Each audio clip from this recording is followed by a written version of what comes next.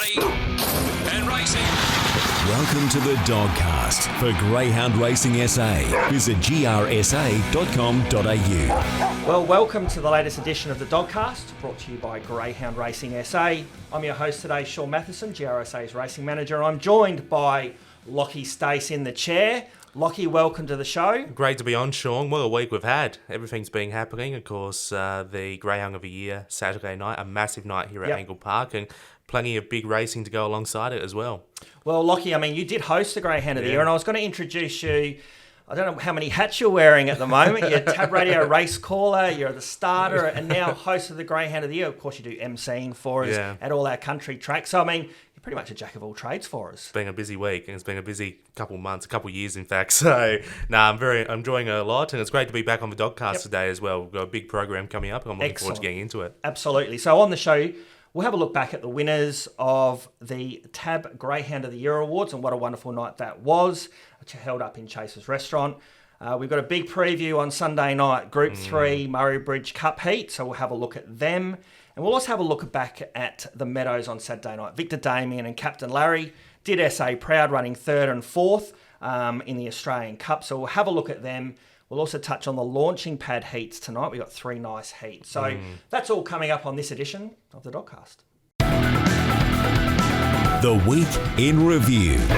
Okay, well, the Week in Review is brought to you by Fresh Pet Food Co., proud suppliers of fresh pet food for our GAP SA Greyhounds in the GAP Prison program, and they are based right here in SA. Visit their website at freshpetfoodco.com.au for more information. And Lachie, they're a wonderful sponsor and they do a great job for us.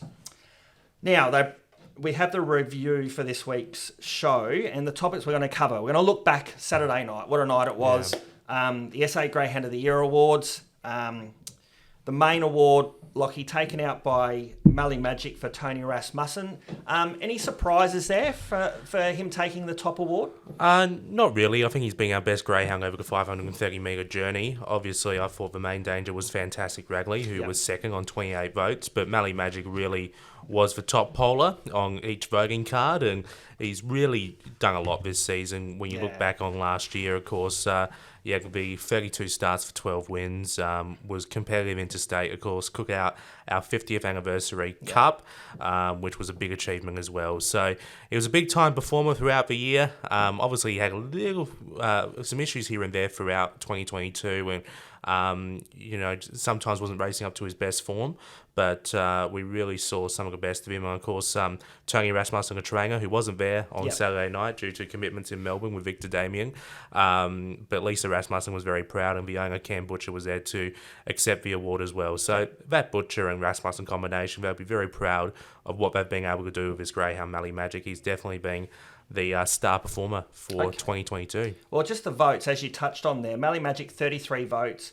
Fantastic Radley, 28 votes. Victor Grosso, 23 votes. So they were the clear top three, Lachie.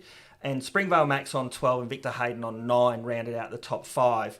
But yeah, as you mentioned, probably no surprises. And the 50th anniversary, 50,000 of the winner, the second biggest race at Angle Park for the year, really, outside the Adelaide Cup.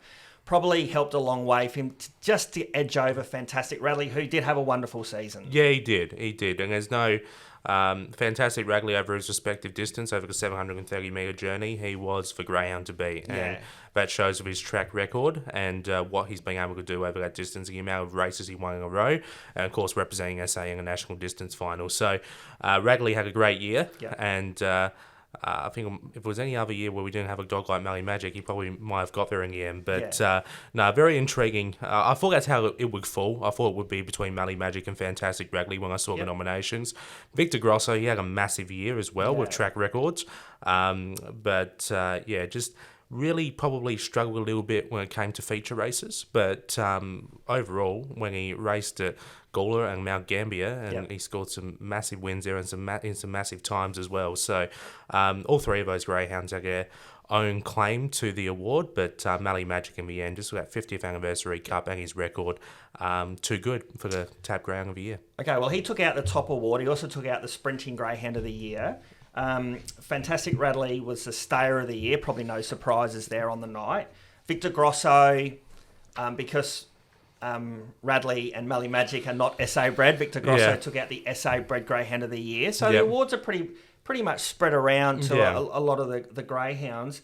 The other voted awards on the night, Toby West took out the SA Short Course of the Year award, and it got a really good response in the room for Adam Manton. Yeah, it did. Adam's a really good bloke. Him and his partner Jane work very hard, obviously, in all aspects of greyhound racing, really. Adam's been on committees, and Jane's been a bit supporter of greyhounds as pets, and they both do a fantastic job, and I think that's why there was such a positive response in the room and a good feeling when Toby West won that award. Of course, Toby West, he's equalled the Gawler track record that hasn't been even close to being broken or equalled since 2014. So he holds that track record now with Avid Tyson for the 400-metre journey, and I think that in itself is probably enough to win you the award, because that is a very tricky track record to even consider breaking or getting close to. So Toby West, fantastic year. He can do it over the longer journey as well. We've seen him win races over the 5:30, and he does have a nice bit of closing speed as well, which helps him out. But once he gets left out in front over that short course journey,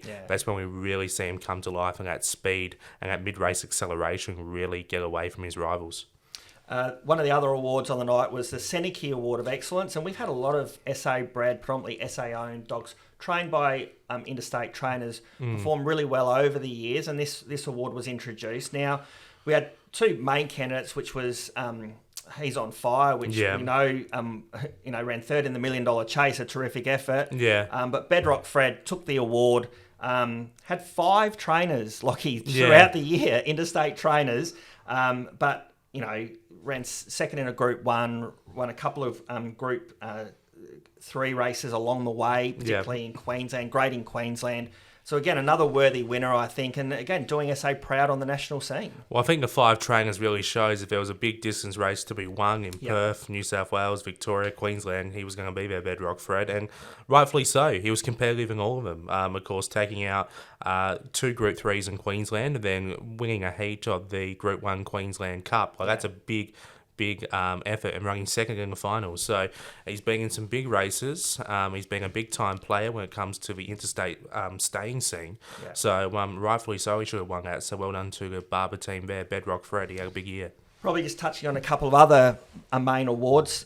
Joint winners of the Run of the Year. I mean, we had 3 outstanding candidates, but it was Victor Grosso for his track record at Gawler, and Stout Manelli, who ran amazing time here over the 5:95 that no one's got close to, took out the joint award, which is unusual to have 2 Run of the Years, but they were outstanding runs, weren't they? It was interesting when we listened back to that replay in the room of Stout Manelli and Brenton Yates afterwards. He almost couldn't believe the time that was on the clock, and he wanted to get it checked, and I think there was a bit of laughter in the room, but that just shows what a massive run that was by Stout Manelli that night. He was so dominant in the early stages of the year, and then to do that over the 5:95 was just a terrific performance, and no one has got close to that time since. We've had a few greyhounds break 34 seconds. I think another one of Aloisi's, I think Raver's Army broke 34 seconds a couple of weeks back, but no one's got close to that 33.68, and I think it will be a while, or maybe never, until we actually see some greyhound actually get close to that over that middle journey of 595 metres. And there's been some good greyhounds compete over that journey since that track record was set. Victor Grosso as well, that run at Gawler was massive, of course, over the 5:31. That was another track record that hadn't been broken in quite a few years, and the fact that he got up and ran 30 and 22 and break that track record, because Gawler does have a lot of long-standing track records, is a big effort. So both deserve to be Run of the Year, and I agree completely with the voting there. It was shared winners, and that was fully correct. I reckon they were both amazing runs. And the other couple of main awards on the night, Outstanding Achievement Awards, we had Kay Vasari, who does a wonderful job with our race rugs, a huge contributor to Gap as well. She was quite emotional, as can be expected. It was a bit of a surprise for her. I mean, it's great, you were hosting, Lockie. It's great. I mean, you're going to get that raw emotion from people, but when they're affected that way, because it means so much to them, and to be recognised in such a way, she was a bit lost for words. Partly because she was a bit surprised by it, took her back a bit, but also because, I mean, it is nice to be recognised. But it's good to see someone like her, who probably does a little bit of a thankless job, get recognition for the work she's done, and the response from the room also said it all. When she got announced for the award, the applause afterward had a bit of a heartbeat to it. I think a lot of people in that room want to show their appreciation towards her and the work she's done, and very humble. And it was great to see her receive that honour and be so happy and almost overcome with emotion on the night, because it was something she probably wasn't expecting, but a well-deserved award at the same time.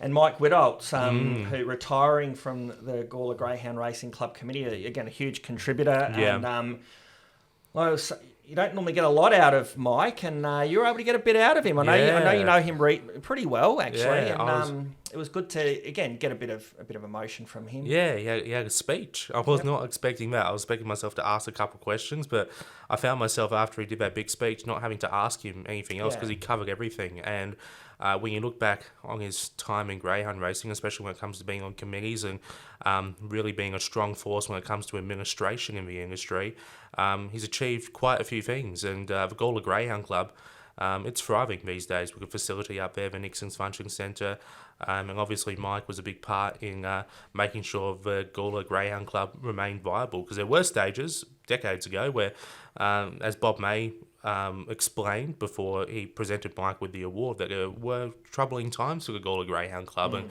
Mike's been a massive part in making sure that club is successful and viable. So it was great to see him get an award. Obviously he's had some success as a trainer, but his work as a committee man and some of the stuff he's done for the industry over the years was obviously more than deserving of being recognised. So it was great to see him get that award. And one more to wrap up our review of a big night Saturday night, Filthy Phantom. Yeah. We did a little bit of video presentation, which was excellent, which is on our social Facebook, media at the moment. And again, a greyhound, and for Tony, getting well recognised. He's turning 7 next month, Lockie. Yeah. 336 starts. He's just breaking all the barriers for longevity in racing, isn't he? He is still racing really well in masters and time-graded events, but performing really well. Yeah. But clearly a dog that just loves to keep racing. Yeah, and that's the thing. Like those masters races on Monday nights he competes in sometimes, they're tricky races, and he's still showing some really good form in those races. So Tony should be really proud of what he's been able to do with this greyhound to keep it racing so long, but also at the same time, for greyhound as well, he's a freak. He's an absolute freak. We've never seen anything like him, and he just loves to be there. As I said on the night, the amount of times I see the greyhound cuddle up next to Tony before a race, before it goes out there, and the greyhound's just full of life. So well done to Tony and Filthy Phantom. I think that award was very popular on the night as well. A good response from the room, and that video package put together was really clever by GRSA as well, because it came across really well, and it really showed what Filthy Phantom's been able to do over his time in racing.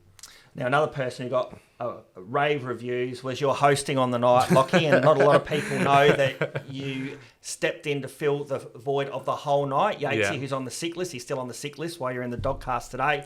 But it was going to be a sort of a shared role, which works really well. And at the last minute, you stepped in. You did a wonderful job. And I know you got plenty of good reviews afterwards. I loved it. I was quite nervous going in, but obviously I work with the trainers. I work with the people involved with this organisation every day. So when I was up on stage seeing all those faces, it just felt like a normal day afterwards. And I felt like I fell into the role quite quickly. So, no, it was really good fun. And it was great to be able to be up there for moments where the trainers were celebrating some of their biggest achievements, and to be able to share that with them and ask them questions. And it was something I really enjoyed. So hopefully next year I can come back and do the same thing. And really, really enjoyed it. It was a great night. It was my first one as well. It was the first time I've ever seen the night. So I was really impressed with how it was all put together. And I think GRSA deserved to pat themselves on the back as well, because the night was really well organised. Oh, excellent. It was a good night, and they all turned out in their niceties as well. So it was really great to see the industry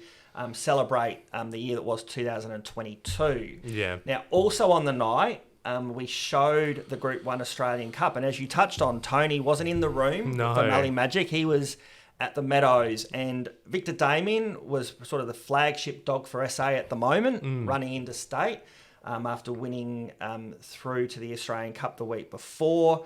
We also had Captain Larry, owned by the 9 of Us Syndicate, who drew box 1, Victor Damien box 7. The air got sucked out of the room a little bit when Victor Damien missed the kick a little bit. Talk us through the race. I mean, it was a big run. He ended up running third. Massive run. Talk us through the race. Massive run.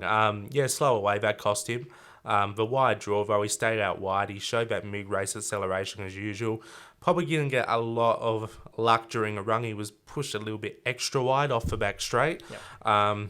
But to run third in that calibre of race, it was a talented field. Obviously, a lot of prize money on the line as well. That early in his career, he's going to be winning one of those races soon enough. We're already seeing him succeed over at Wentworth Park in Sydney with some of the performances he's putting over there. But he's gonna win one of those big races in Melbourne sooner or later because he's just that sort of greyhound, and the fact that he's doing these things so early in his career really shows what level he's on, and he's definitely probably going to be the greatest greyhound Rasmussen's have ever had because he's probably already done that already in the early stages of his career because he's just been phenomenal. Well, watching the race, and he is so young, which I think you can easily forget about, but I don't know if any of the higher quality dogs like an Amaron Boy or a Wow She's Fast could have missed a kick that way and then come around them. Those dogs will tend to go to the rail and punch up through and get close. Victor Damien had to come all the way around. And if you watch the video of the replay in the back straight and how wide he was, I mean, to end up running third, I'm just staggered by the effort. And I'm really looking forward to him going back to Wentworth Park now. I think he's off to the Golden Easter Egg. Yeah. And then there'll be big things for him. But, I mean, you cannot but be impressed by his performance. The thing is with him, like, even if he does miss the kick, you know that he's just not going to linger at the tail end of the field and get his heart broken against better dogs. You know he's always going to chase hard, move around him and show that mid-race acceleration. And I think that's the thing for him. Yes, he missed the kick, but at the same time, it wasn't a confidence-destroying run.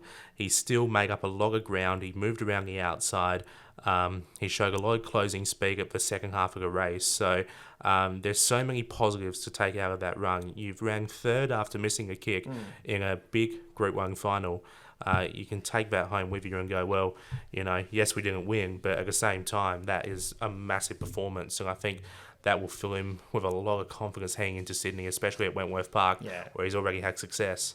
Well, he just touched off Captain Larry, and we should touch on Captain Larry, probably one of the most improved chasers in the land. I mean, he was running around at Mount Gambier with Dave Peckham. He ran very fast at Mount Gambier, I think 29.4, which is very fast at the Mount, but came up a couple of times to the metro area and didn't have a lot of luck.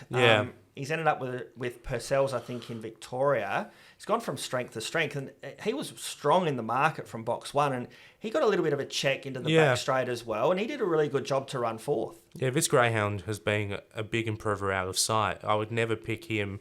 Yes, his runs at Mount Gambier were very good, and obviously he struggled a little bit when he came here, but I would never pick him to improve the way he has. He's just improved out of sight. So well done to the 9 of us syndicate, obviously having a great time with his greyhound, and I think some of his best racing is still ahead of him because he's improving, and that was a big run in a Group 1 final as well. So it was great to see 2 SA-owned greyhounds, of course one SA trained as well, on a national scene like that, running the races they did. Yeah, terrific efforts by all concerned, and to round out our review of the week that was, the Gawler Breeders' Final, you called there on last Sunday night over the 400 metres, the kick-off series, if you like, of the Howard Ashton for the 400 metre dogs, and Footloose Fever for Ken Trowbridge.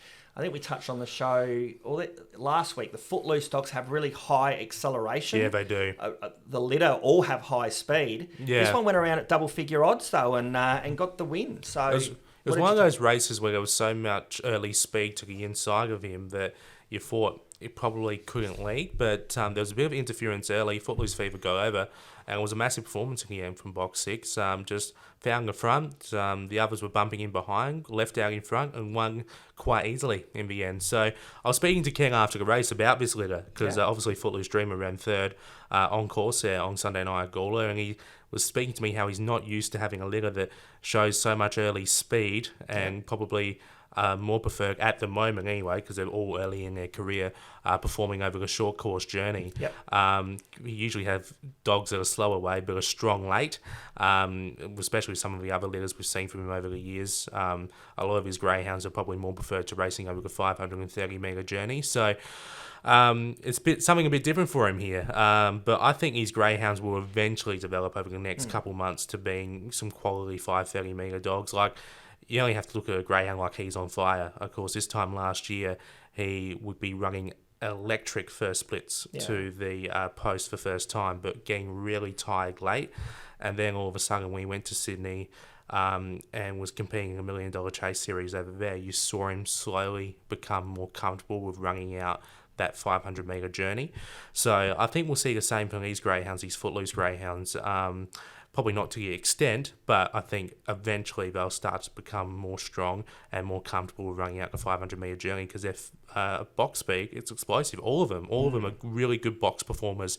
They jump well, and that's proving very dangerous over the short course. And I think we'll eventually see them get better over the 530 because, of course, Kenny, he's a good trainer. Yeah. He knows what he's doing, and he's always had some pretty good dogs over the years as well. Well, they'll be heading towards Howard Ashton, which is in May, so there's a couple of months away. So hopefully they build that strength in, and no doubt they'll be strong contenders when we get to that. But a credit to Ken for taking out that feature race on Sunday night. Yes. Now, well done to him, and obviously a big win there for Footloose Fever, and he got third with Footloose Dreamer as well. So to get first and third in a final is always a big achievement. Oh, well, Lockie, that's a look back at effectively the week that was. Big week, wasn't it? And plenty to come on the show. We're going to be previewing the Murray Bridge Cup coming up very soon. Yep. Also look at the launching pad tonight. Yep. The preview. The preview is brought to you by Daesh Irrigation and Fodder, the Group 3 Murray Bridge Cup, which Lockie will be talking about very soon, the heats. But the final is going to be on Sunday, the 12th of March. The gates open at 4:30pm. Trackside food, bar, live music, activities for the kids, entries, gold coin donation to the Murray Bridge CFS. They always get a good crowd there on course for the final night. They do, and we're going to be doing some straight track races as well on that cup night, which will be interesting. On the 12th of March, the first two races on the program will be down the straight track. Yep, I really liked that last year because the camera angle showed the crowd in the background as well. It was really good to see. We always get a good crowd up there for Murray Bridge on Cup night, but locals always come out, and I'm sure it'll be no different this year. Hopefully we get a nice night weather-wise and a big crowd. Well, anyone on course as well, because the straight track, you're right next to the fence. I mean, you're virtually touching the dogs on the straight track. Yeah. So it's a really good advent. We do it early in the night because we know there's no lights on the straight track. Yep. We're running heats this Tuesday. Yep. That will go into that final Sunday week. So the heats on this Tuesday will be some really nice dogs going around in those heats that'll be heading to those finals on the Sunday night. Yeah. Now, Lockie, before we get into this Sunday night to talk about the big night, heat night at the bridge, let's have a look at tonight. Angle Park, we've got an 11-race program. The highlights of the program are the three heats of the launching pad races 3, 4 and 5.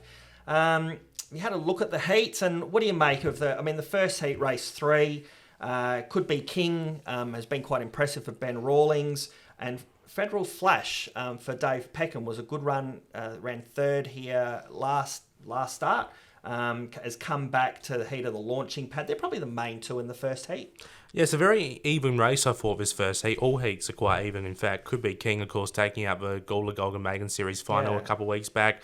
He has the runs on the board here at Angle Park as well. Has been up against some tricky competition recently. Tonight does look a bit easier for him. Victor Kell, another greyhound who's been racing well for the Rasmussen team, gets the draw. Hasn't won in a while, but box one will suit him. Zipping Highland for Nicole Price has been racing well. And as you mentioned, Federal Flash for Southeastern Visitor looks a threat as well for Dave Peckham. So that opening heat is going to be very intriguing, I reckon. There's plenty of winning chances there. Could Be King does look like a main danger, though. Sure. I think he's definitely, I think he was named a greyhound to follow for the month of February. So he's definitely going to be one to follow for the future because he does have a lot of potential. Now, the second heat, which is race 4, again, quite an even heat. Some nice up-and-coming dogs. Spartan Braves new to South Australia for Lockie Mill. I'm wondering how you're going to go calling with Rolling Riot and Rage and Riot. Hopefully I've got the tongue twister for you. And obviously Rage and Riot for Rob McKellar's got some nice speed, so I imagine it'll be up near the lead, but probably the most even heat, would you think? Yeah. I thought Raging Riot could win this. I think scoring its first win last start will fill it with confidence. Has plenty of early speed. I think Spark and Brave is too much of an unknown here. Yeah. It could come out and run a good time and win, but at the same time, I think it might need a little bit more time here in South Australia before it starts performing against a field like this. Livet drawing off the inside, another Rasmussen runner that must be respected. Has been racing well, winning 2 of its last 5. And even Keen Rocket out wide, I think he's the real smoky here because he's been racing well for Rob Harness. And box 8, a little bit of a concern, but vacant box 2 its inside may be a danger from out there. So this is another really even heat with all runners in the race in single figures in the market. Some nice up and comers there. So in race 5 is the final heat, final chance to qualify for the final, and probably boxes 1 and 2 hold the key here. See My Future has got picket fence form. Lockie's been going really well, and Agent 99 has come back from a bit of a break and a purple patch of form, won its last 2 and going really well for Ben Rawlings. It's going to be a very interesting race, this one. Obviously, we're down to the 4 runners with a scratching of number 6 deployment. But See My Future off the inside draw, I think, is the one to beat. Really impressed with how this Greyhound's running. Obviously, last 4 wins have been really good.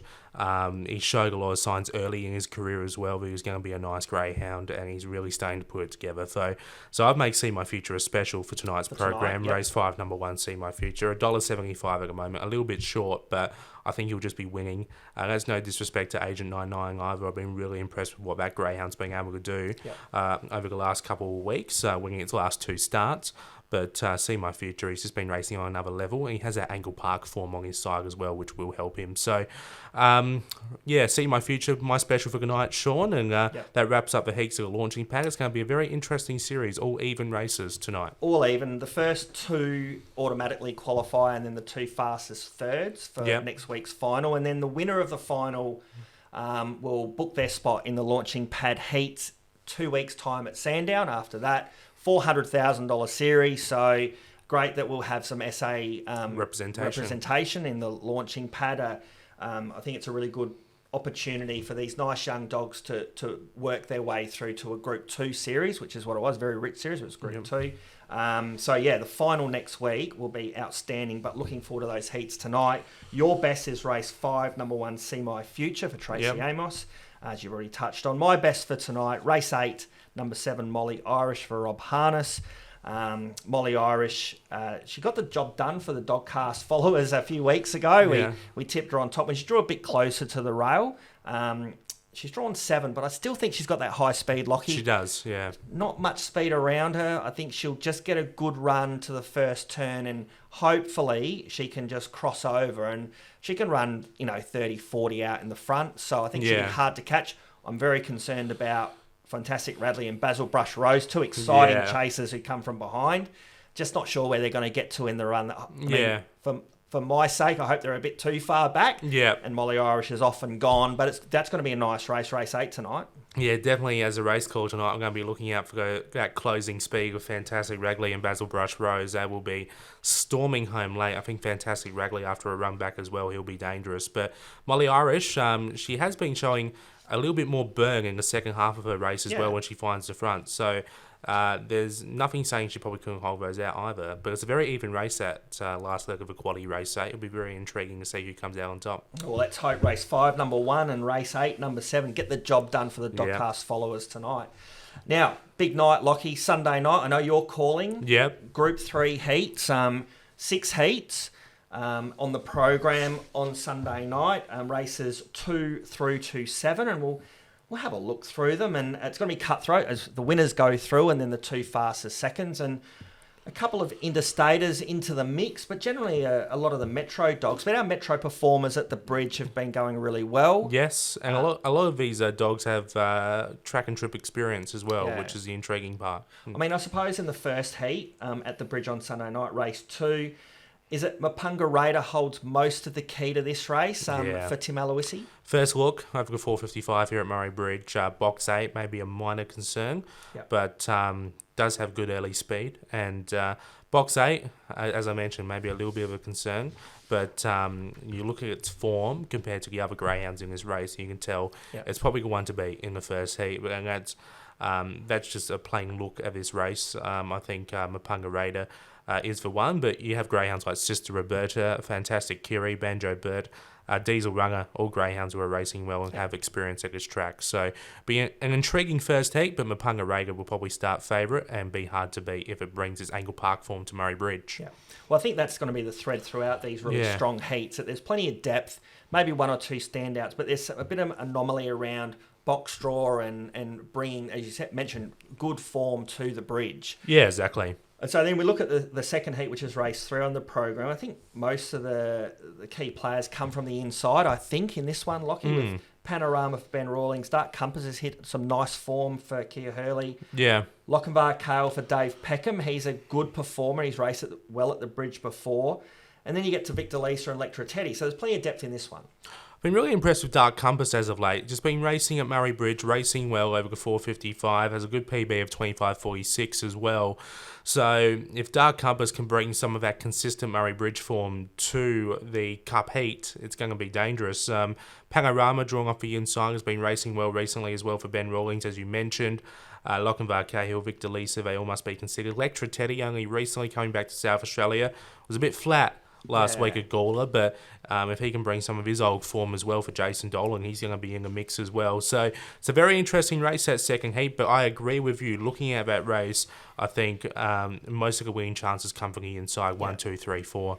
Okay, well, the third heat, again, a really strong heat here. We've got Victor Kurt drawn 2 for Lisa Rasmussen. Gee, hasn't Victor Kurt come on in some of the metro races around Angle Park, really taken the next step to really genuine open company? He's always over the odds as well. That's one thing I find out about Victor Kurt. If he's in a race where there's a few like decent dogs in it, he's always around $6 or $7, and he finds ways to win those sorts of races. So the bookie's always quite generous with him, and he goes up at a decent price, and he finds ways to win. He's improved out of sight over the last couple months, so he's definitely going to be a threat in this sort of heat. Well, he's taken on Razzle Darrell, which has gone good at Murray Bridge. We know won the John Gray final as well for Paul Riemann. Tom Keeping for Matt Lanigan comes back. Had a good look last Friday in the morning meeting at the Murray Bridge track. A really nice run. And Federal Outlaw for the Rawlings team, first up from Victoria, has to be hugely respected off the inside. There's a few first up greyhounds coming over from Interstate, which is going to make these heats interesting, especially when it comes to doing form. Obviously, Rawlings is no stranger to having a greyhound coming from Interstate and winning first up, especially from Box 1 as well. So he'll be dangerous, Federal Outlaw.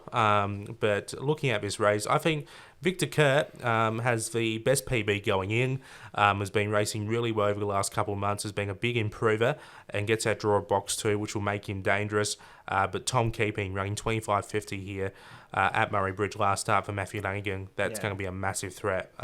Box 8, a little bit of a concern, but it's going to be very interesting at run into the first turn to see who jostles for position and who ends up on top, because I think I'll really decide the race here. Yeah. Okay, well, race 5 will be the fourth heat, and hopefully our finalists will be coming to light as to what a great final it'll be. And Ravers Army, as you mentioned, did run quick time over the 595. Again, goes to Murray Bridge the first time, like his kennel mate, Mapunga Raider. Holds the keys, drawn 3, but there's plenty of speed out wide with Victor Mallee. She won the Oaks at Murray Bridge. Mr. Ticket, if he could recapture some of his very best form at the bridge, I think he's a good one-turn dog. And Hot Sky, hasn't Hot Sky come on? It's been running through juveniles, stringing a lot of wins together, but maybe the class might tell in this heat. But what was your thoughts around this one? A bit of a step up in distance for Hot Sky as well, but recent form has been very good.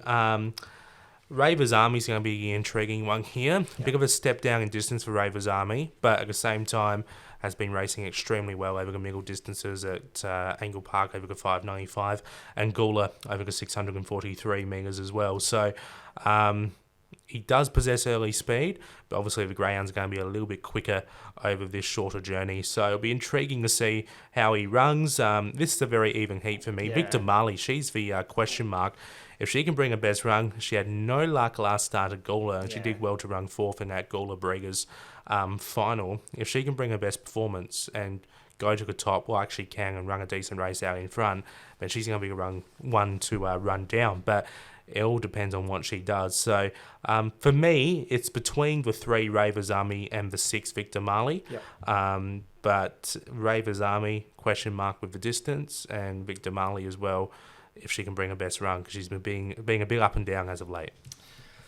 Well, it doesn't get much easier when we get to the next heat because we've got Kinson Bale for Vadam Ros out of the 6 and Master Avenger out of the 8 for Jake Trengo, both first up into SA with really strong interstate form. It's going to be hard Lockie to line up, and then you add into the mix Fantastic Dixie off the 1 and Victor Tony off the 2. And a dog that I got a fair bit of time for, Mr. Banjo for Tracy Price, has journeyed up from the southeast, and it's a really quick dog over the shorter journey. So again, I think this one's going to be really hard to line up. Yes, I'm a bit suspect about Kinson Bale and Master Avenger. It'll be intriguing to see how they go.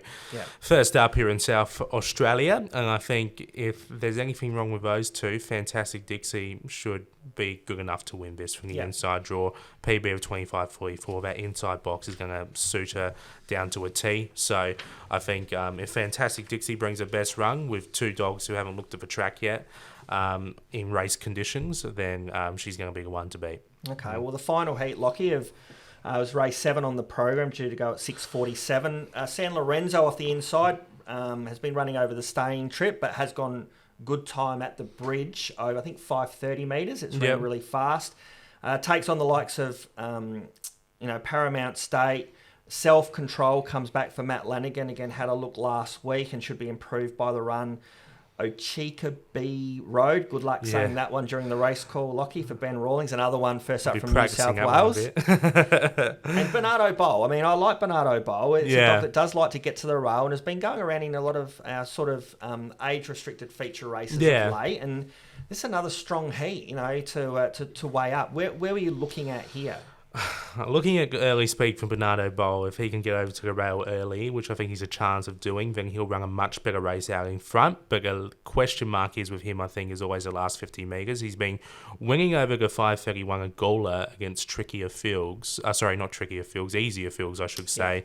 And this is trickier for him. So he's snuck in on a couple of occasions at Gola over the 5:31. He's not going to be able to do that here. So be intriguing to see how he goes if he hits the front early. I think Self-Control, number 5, can improve off that run last week. You look at some of its form in Victoria and its overall record, it looks quite impressive. Box 5, a little bit of a concern, but Matthew Lanigan, he doesn't stuff around. If he can get this dog performing like it has in Victoria at Murray Bridge, then it's going to be a threat. And Okachubi Road, it's going to be an intriguing one to pronounce on the night. Box 8 for Ben Rawlings, obviously a impressive record interstate, as you mentioned. So it's going to be interesting, but I think Self-Control is the danger greyhound for me. I think if he can improve off that run, get a little bit better and show some of that Victorian form, then he's the one to beat. But it all comes down to what Bernardo Bowl does as well, if he's going to lead early. Yeah.